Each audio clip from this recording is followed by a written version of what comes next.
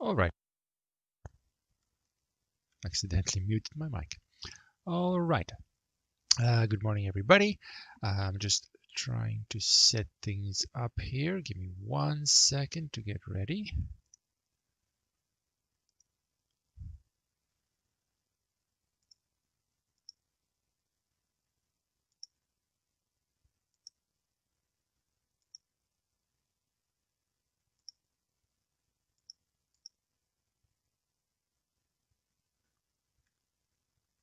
Okay, I think we're good to go here.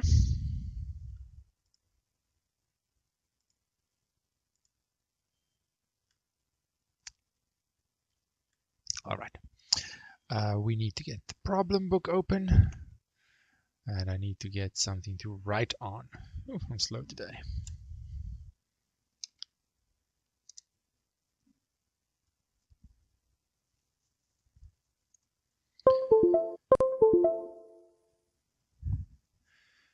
Feel free to chat amongst yourselves while I'm setting up.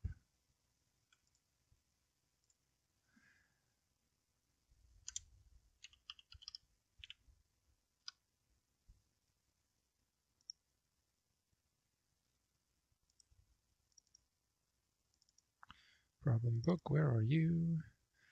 I am looking for you, problem book.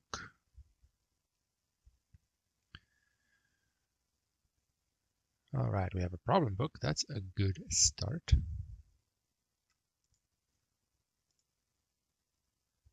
I open my drawing program. There, it's coming.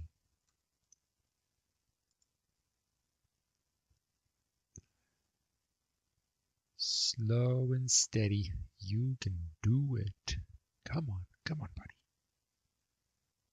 Come on. Ah, success.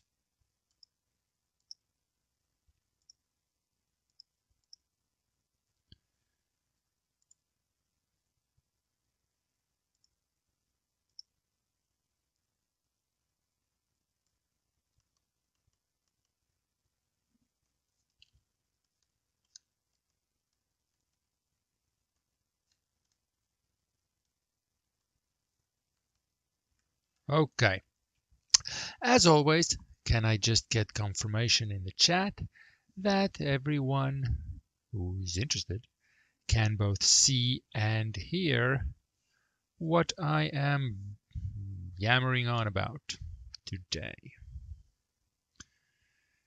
Today we are doing my numbering topic 1E, which is application of quadratic functions. We've seen, my program's slow today.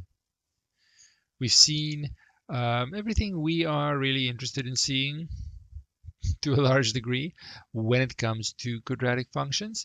It's always nice, agree to disagree, to stop and look at some word problems, look at something that hints at something a little more practical. We aren't gonna do things that are, I guess, maybe super realistic, because those things bring a lot of complexity, which we might not be ready for at this stage. But it's nice to just see what's a word problem, a more practical setting where quadratic functions may be used. Well, in problem 1.7, I have one such example. Let me see if I can zoom in here. I can zoom a little bit. Okay, so we only have this one problem, just to illustrate something you could do with quadratic functions, still hiding a lot of the difficulty and the technicalities, perhaps. We have, let me just use the first one and not talk about things in general, but let's have something specific to look at. Okay, so I'm going to do, I need to make a new page for my problem here. Everything is so slow today with my computer. It's not interested in quadratic functions. Well, you have to be. No choice. Okay, so I'm going to do problem 1.7, number 1. Okay, let's just have a look at it. So I have a cost in dollars to produce X number of I'd rather be a Sasquatch t-shirts, X of them. That's given by a function, and it's just a linear function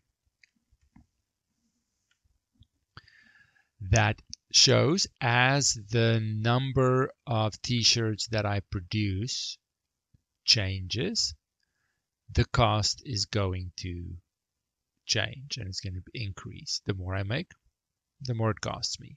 Fair enough. This just says I'm not making negative t-shirts, right? I'm making 0 or more t-shirts. And then in addition to that, the price demand function in dollars per shirt is given by this. Now that means that's sort of how many I'm going to sell. If I make X, then the price at which I can sell them, assuming I sell them all for simplicity, is going to be given by this. Let's just ignore the range for X. We don't have to read too much into that right now.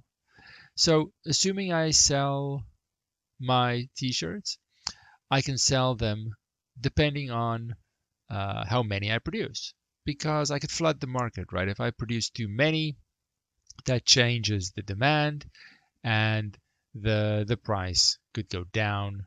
It depends on the item. If I produce very few, then they become rare and there could be a higher demand for them. Or the demand could, in a sense, stay the same, but people are willing to pay more because there are fewer of them.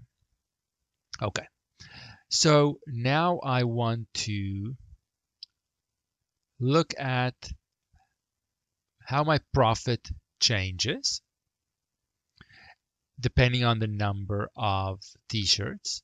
So I'm looking for a profit function. And then I'll answer some other questions once I have that.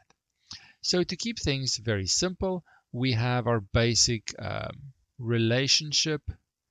Profit is going to equal, let's call it revenue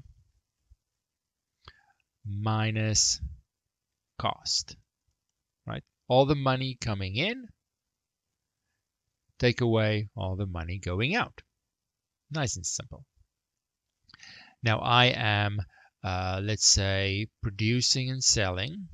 Whoopsie, that's an R. Let's say here. They've defined it for me, but I'll do it again. X is representing the number of items, in this case t-shirts, that I'm producing. Whew, there's a huge delay in my pen here. That's very annoying. Producing and selling. Let's just assume those two are the same. When I'm writing and when it shows on the screen, it is not quite the same right now, which is very strange. Then I also have the price, right? Now they've defined some things for me here. I'll just define the price, which is actually a function of how many I produce, but P is going to represent the price per item. Okay, so let's look at the cost first. So here, the profit, I'm going to call it P. They defined it for me really by asking this. Big P. So let's make it like this. Let's give it a little head, fancier head, so I can see a little p and a big P of X. So X is my input. How do I calculate the profit? Well, the money that I'm going to get in minus how much it costs me, and how much it costs me is exactly given by this cost function. That'll be my C for cost, C of X. So how do I calculate how much money I'm getting from selling X number of t-shirts? at P dollars per t-shirt, that's simply P times X. So little p times X, like so. Okay, so that's our basic formula, if you will, relationship between profit, revenue, cost, keeping things as simple as possible still. Is everyone happy with that equation that we're going to use? No, no one is happy? That means everyone's unhappy. Do you have any questions if you're unhappy? Oh, someone's happy. Whew, that's a relief. I was worried there for a second. Okay, so we don't want to make things too complicated. If you've done economics and things like that, sure, things can get way more complicated. We don't want to. It's not the point. It's not the goal for us. Okay, so now let's get to the specifics in our problem. So everything's defined for me, so I can certainly skip the first step in my word problem. They've defined everything for me, so that's nice. So we're going to have our profit. Sorry, I made that a nice big P, right? Big P equals our price per item times the number of items, that's our revenue, minus the cost, which is going to depend on X. Now, this little p is also going to be a function of X. Let's put in the detail now. Little p is 30 minus 2x. 30 minus 2x. Then times x minus cost 2x plus 26. 2x plus 26. Is everyone happy with that? There's a question. Did I miss it? Where's the question? Can I, there's the question, of course, right in front of me. Can you please explain that step once more? I don't know when you were asking, but is it the general step? I should pay more attention. It's totally my fault. The general step for how to get the profit revenue cost relationship, or in the specific detail that we have in number 1?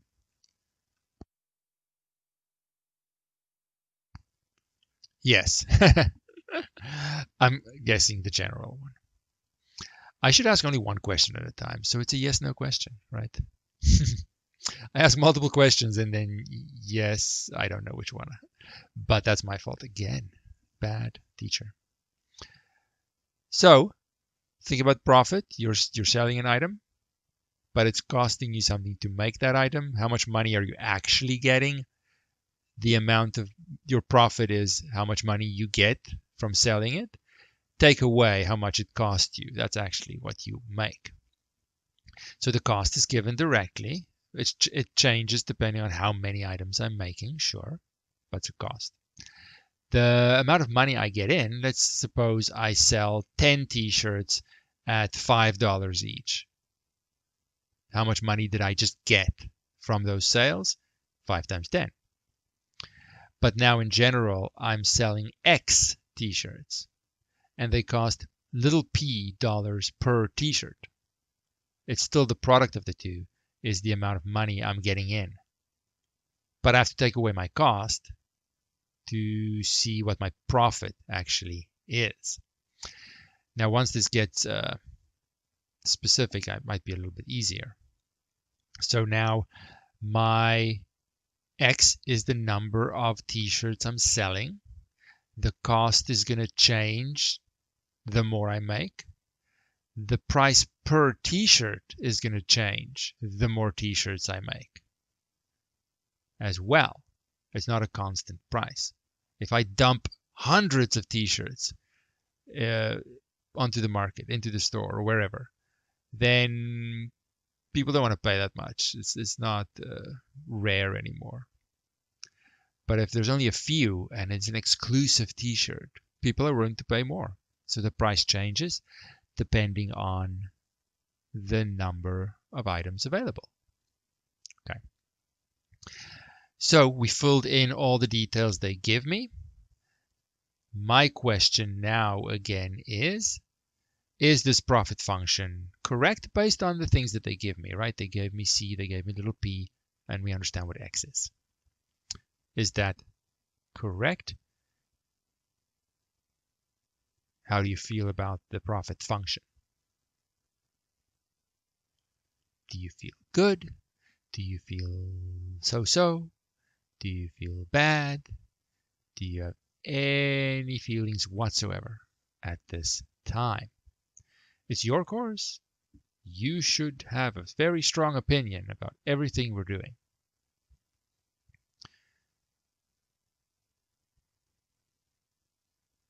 You're feeling awesome. I like your enthusiasm, but sadly, there is a mistake in my function. It's the general form for this problem, right? I have a specific cost function in this case, and from this question to the next, my cost function could change. My price could change, but the general layout, profit equals revenue minus cost, will stay the same. I made a mistake. Where is it? Can you find it?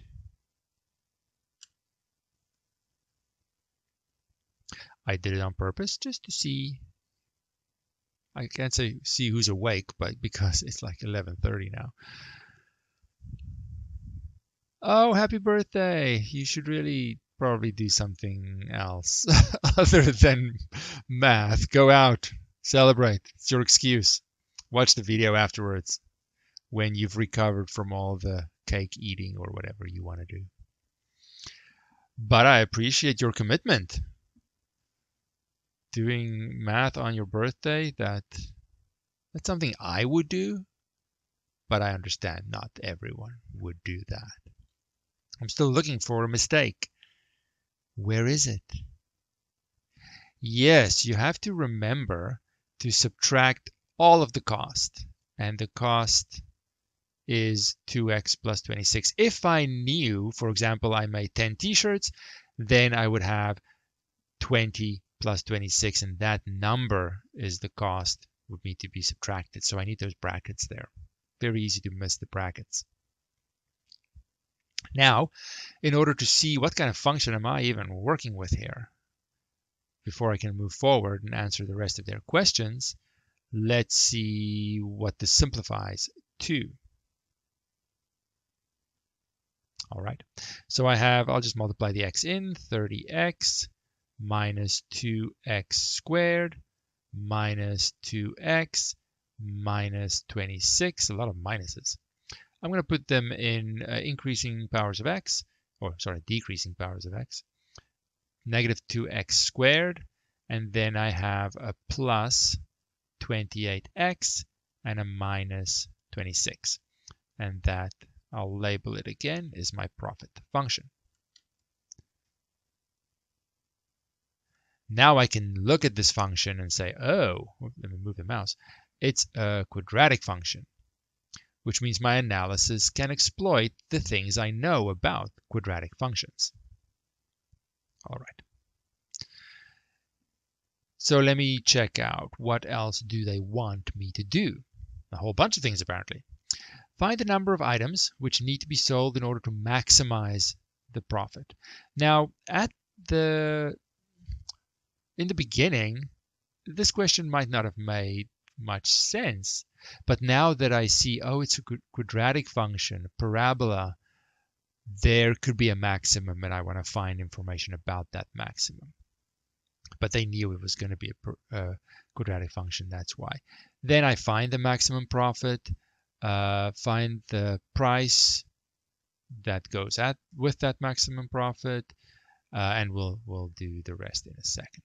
Okay, so now I want to forget temporarily where this comes from. There, it's gone. And I just want to analyze the properties of this quadratic function. So I go through my list. I might not need all of it, like x-intercepts and stuff I might not need. But I do want to check the leading coefficient, which is -2, which is negative, which means graphically my parabola is pointing down, which means I'm going to have a maximum, which is good because that's exactly what they want me to find. Okay. Now I know that that maximum is going to sit right in line with the axis of, whoa, that's an ugly Y. The axis of symmetry. My cat is acting weird. What's your problem? Which is, I've memorized at negative b over 2a. Plug it in, I get negative 28 over 2 times negative 2. Oh, that's a nice number. That would be a 7. They made it so nice. 7. All right. Now let me finish the whole thing and then we'll have concluding sentences to explain in words again what this all means. I know I'm getting a maximum. My maximum function value, I don't memorize a formula for the vertex. I just plug it in. It's the profit, which is my function, evaluated at 7. Now let's give MathBot a chance. I'm lazy. It's his birthday. Who wants to do arithmetic on your birthday?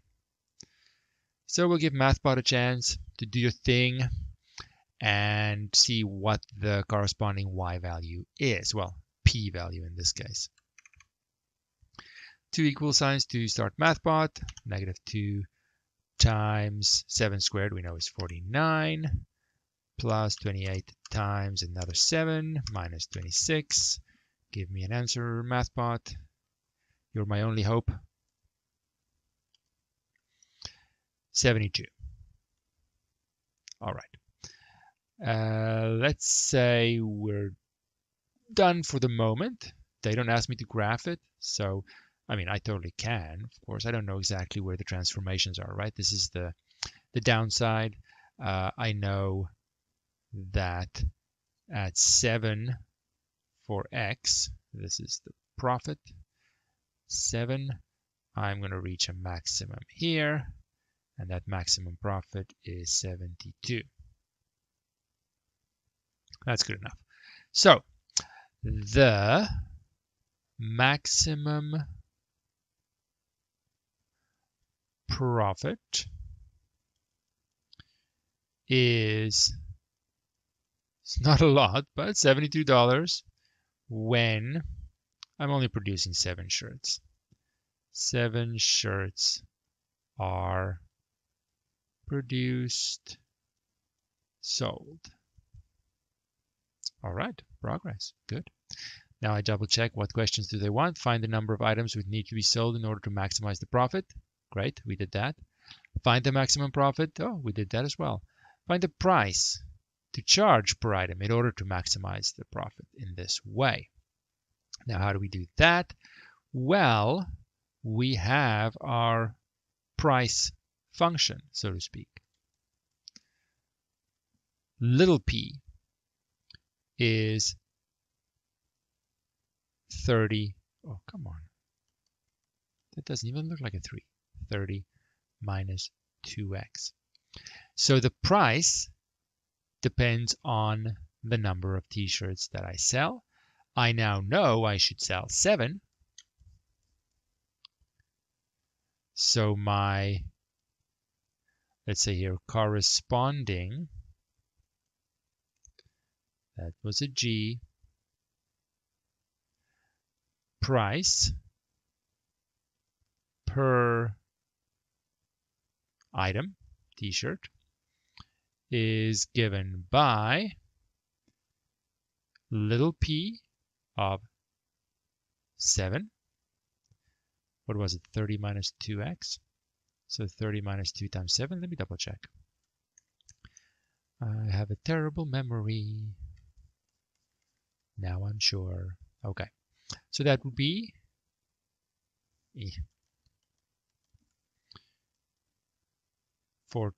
16. 30 minus 14 is 16. So in other words, $16 per t-shirt. as they ask. Oh, t-shirt gets a little hyphen. So we have used the profit function, realized it's a quadratic function. Well, the numbers might not be realistic, yes. Don't look too closely at the numbers. It could be, I don't know, super small t-shirt, I don't know. It's more illustrating where quadratic functions could come up. We've seen the profit function is quadratic, which means we could ask for a maximum profit if A is suitable. We then find the maximum profit and the number of items, which is really the coordinate of the vertex. And we find the price that would give me that maximum profit. Lastly, yeah, he only sold 7, you're right. Maybe the other ones have more realistic numbers. Lastly, we want to find and interpret the break-even point. Okay, so now let's suppose I have analyzed the situation before deciding to make these t-shirts so that I can decide, well, am I even going to make a profit? Is it worth it? Is the profit going to be enough for my liking? All those things. I should probably decide that first before going through all this hassle. So I've now seen that if I were to sell this based on the market analysis and the demand that there are for this t-shirt, I'm going to be able to sell 7, or I should sell 7 to give me the maximum profit. Maybe $72 is a lot for me, maybe not. I can then decide. And I should charge $16 per t-shirt and so on. Then I can decide. Right now I have all the information. Should I move forward with this based on this analysis? Yes or no? It's up to you. Another question is, what is the break-even point? Let's write that down first. Break-even point. And I use the word point loosely. That is going to be essentially when my profit, which we call big P, is 0. So that means that the revenue equals the cost, right? Revenue minus cost equals 0. That means they're the same, which means, as the name suggests, I'm breaking even. The money that I'm going to get is just enough, exactly the same as what it cost me to do all this in the first place. Any less than that, I would lose money. So at the very least, regardless of the effort that I put in, I don't want to lose any money. Okay. So let's see in this case, once I actually can open the tab. Oh, we don't have a lot of space. I want to squeeze it in. Where do we squeeze it in? It's a good, oops. It's a good question. My space is not good. I'm going to squeeze it in over here. So my break-even point is when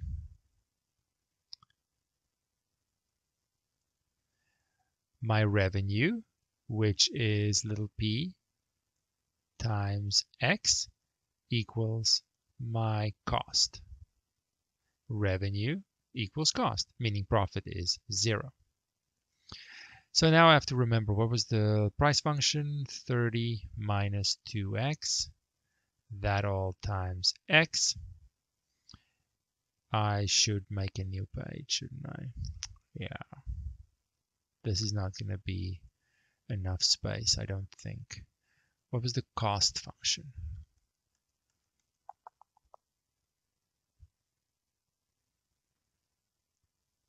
$2x plus 26.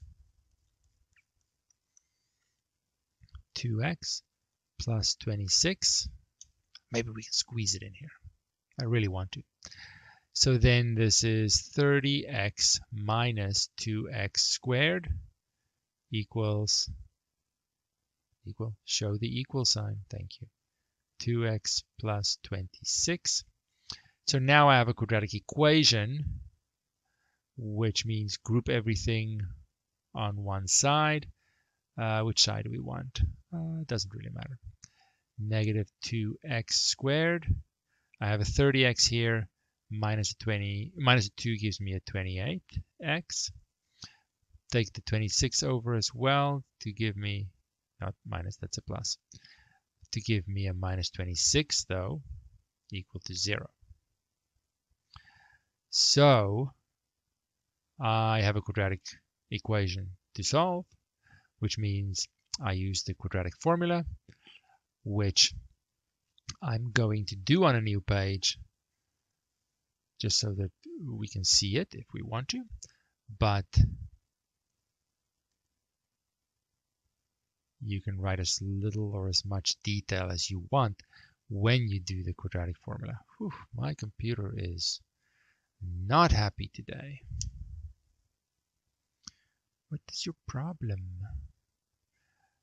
I'm streaming to the D2L streaming option as well, called collaborative, and I think that is taking up a lot of my resources.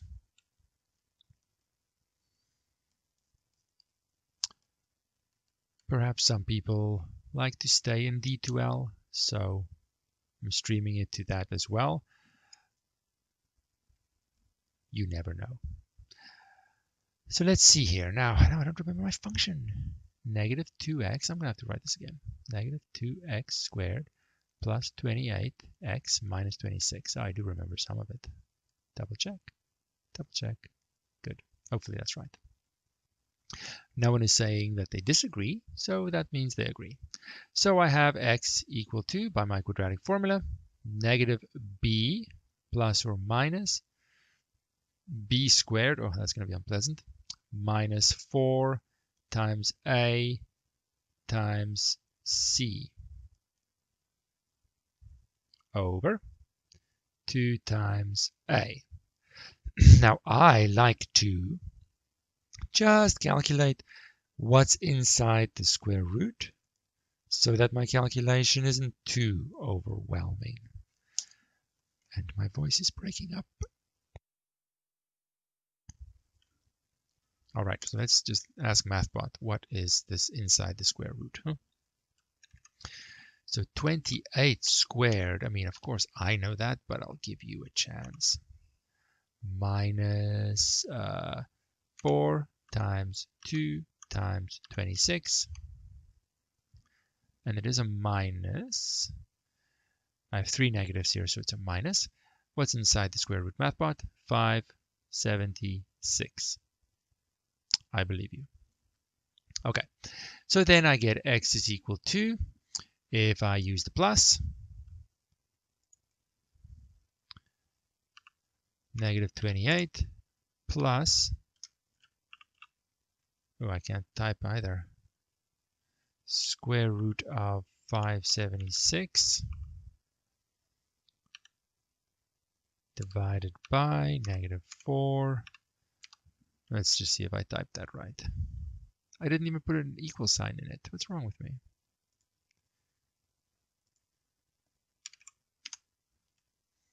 It's 1? All right. That's nice.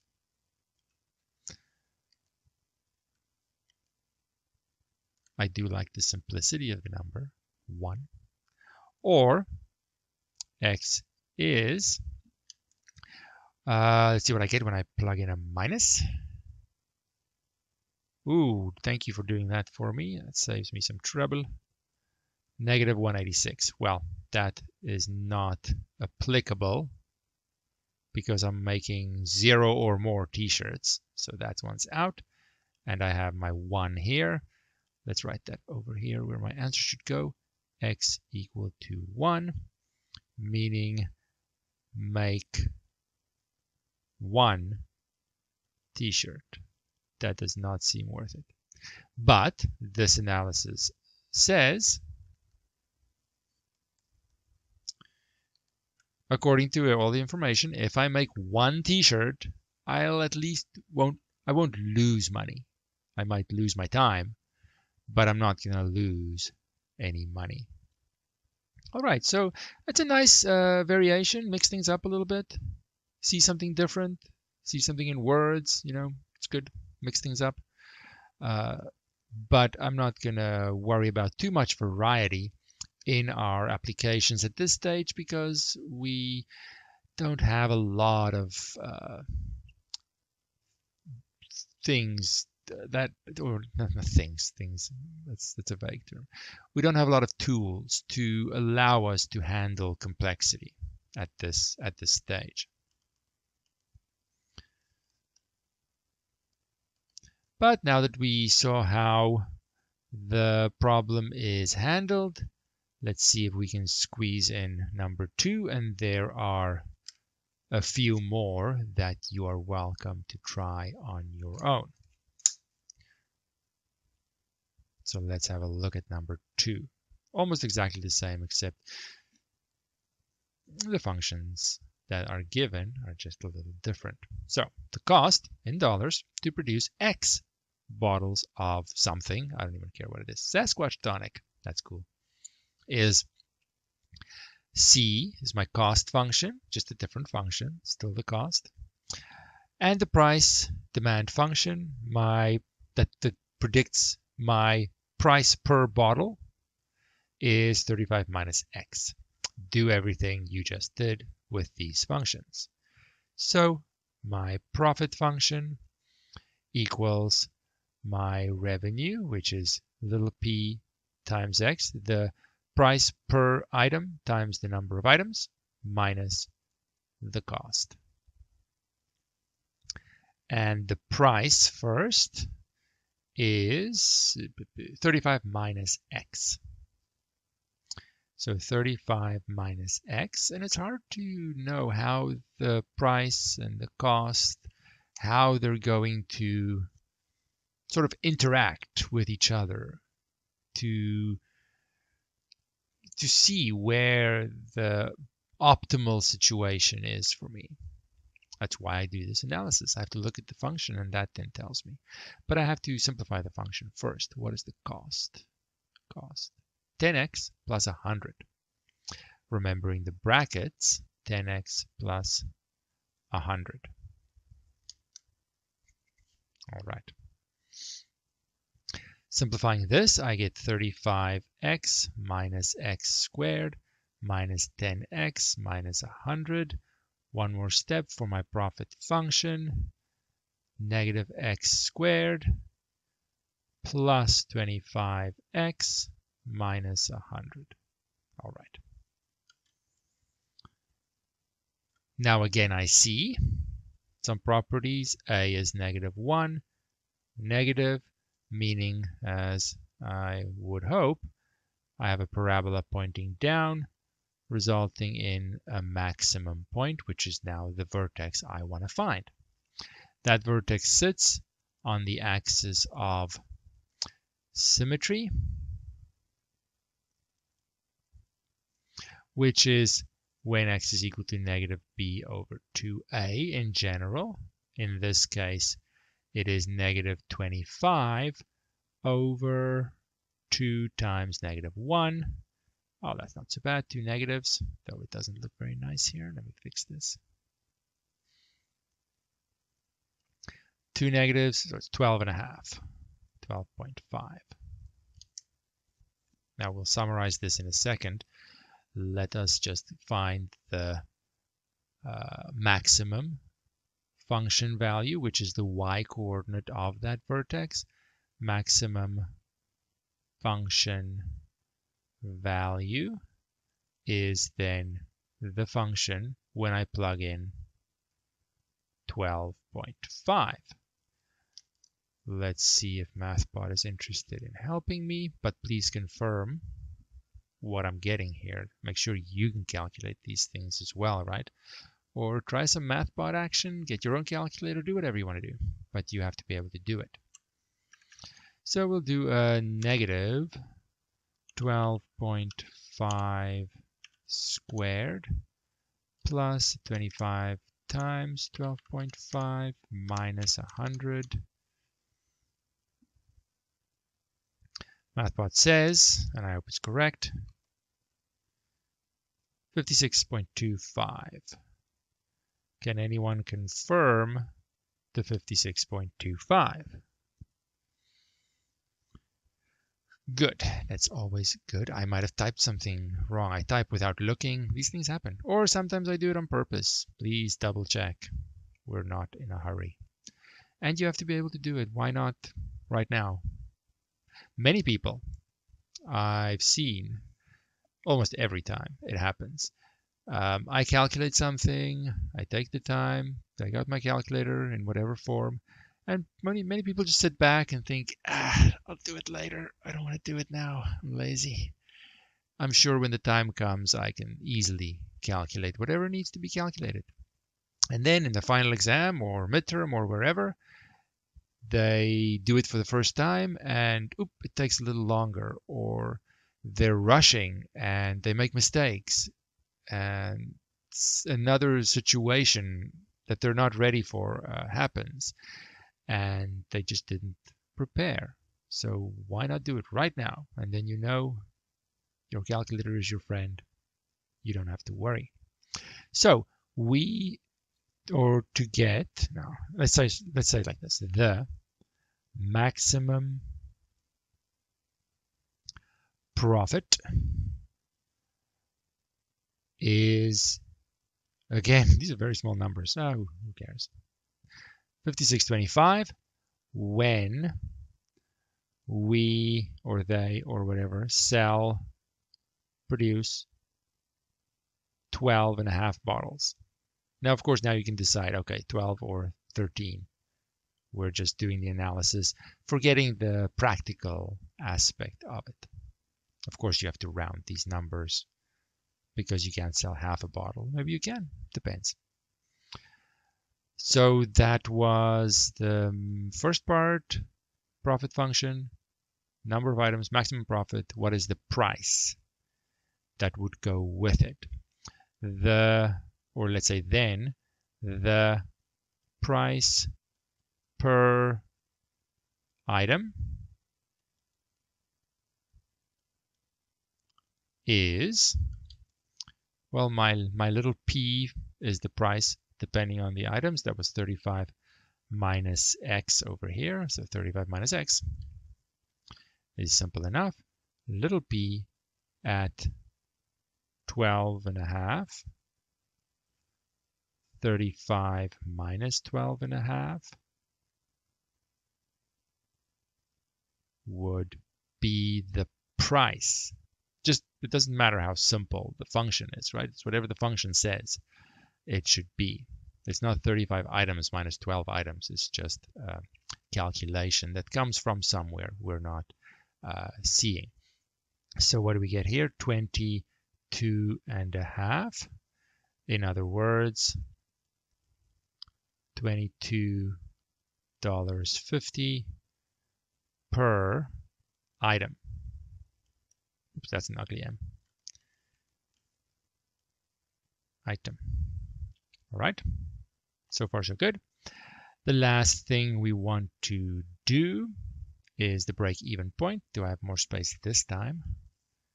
Oh, much more space, yes.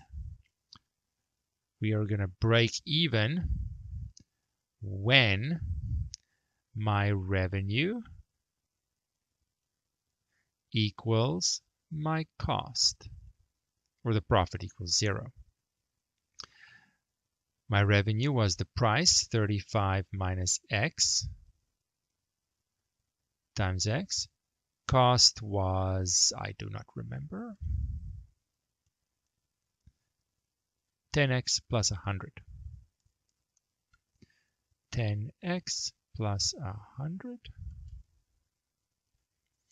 So we have 35x minus x squared equals 10x plus 100. Now you can move everything to either side. It really doesn't matter. Let's move everything to the right this time. And then flip it all around. X squared, I'm moving everything to the right. So that means the 35 needs to go to the other side and become negative 25x. And then my plus 100 equals 0. Doesn't really matter which side. I kind of like the one that doesn't have a negative in front of the x squared, but it really doesn't matter. So that gets us into quadratic function territory, which we all know. No, quadratic function. Silly. Quadratic formula. We all know the quadratic formula. Can't forget it even if we try. You can try and forget it, but it will not work. So I have negative b, which is negative 25, which of course you can simplify on the fly. I just want to show it clearly here. B squared is still 25 squared, because the negative will just cancel anyway. Minus 4 times a is 1 times c is 100. Please, for the love of all things, close that square root. So we see what's inside and what's outside, over 2 times a, which is 1. Now let's see perhaps what's inside the square root. Why not? 25 squared minus 400, I can just do right away. It is 225 indeed. So I have 25 plus or minus square root of 225 over 2. So x is equal to what I get when I plus and what I get when I minus. Two options.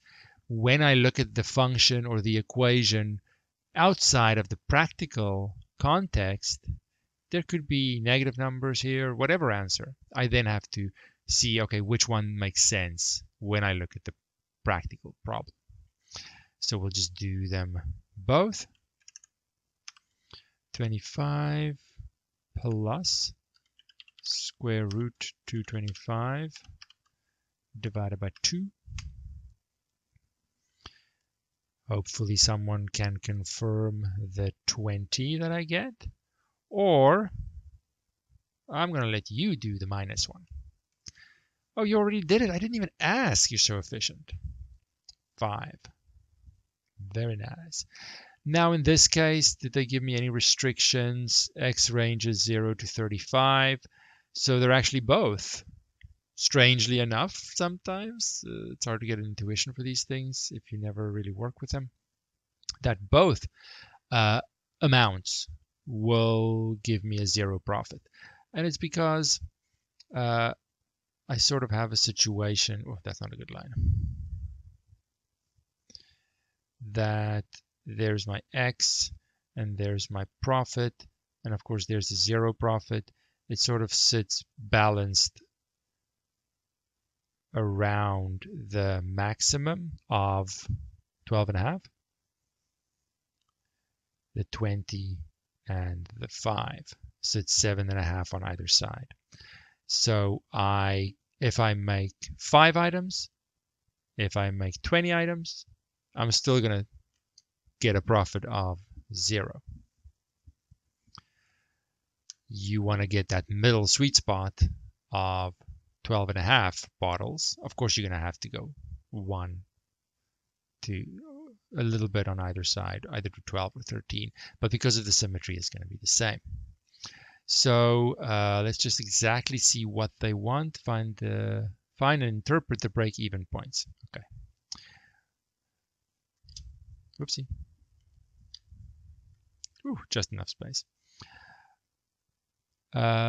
Let's say like this, a profit of 0 results when we sell 20 or 5 items.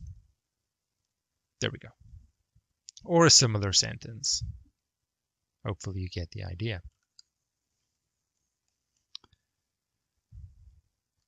All right, so this hopefully illustrates just something we can do that's a little bit more practical, more to the practical side. Not perhaps super realistic, but our tools are also quite limited. but still it gives you a hint that these things are used. These things do come up when you combine things like profit, or not profit is the result, cost, revenue, and in the revenue there's a little calculation, and it could be quadratic, something with a turning point, justifying the question of where is this maximum profit, where is the sweet spot, the best situation for me. Now, of course, when the functions are more complicated, perhaps more realistic, then the question of finding that maximum point is handled differently, but the question is still relevant. So practice, if you need to, look at the other three problems. They're very similar. We don't have a lot of variety. I don't see the need for them. And we will end things there unless someone has a specific question. Please remember to click the like button if you enjoyed the video, and to subscribe if you want to be notified of more videos.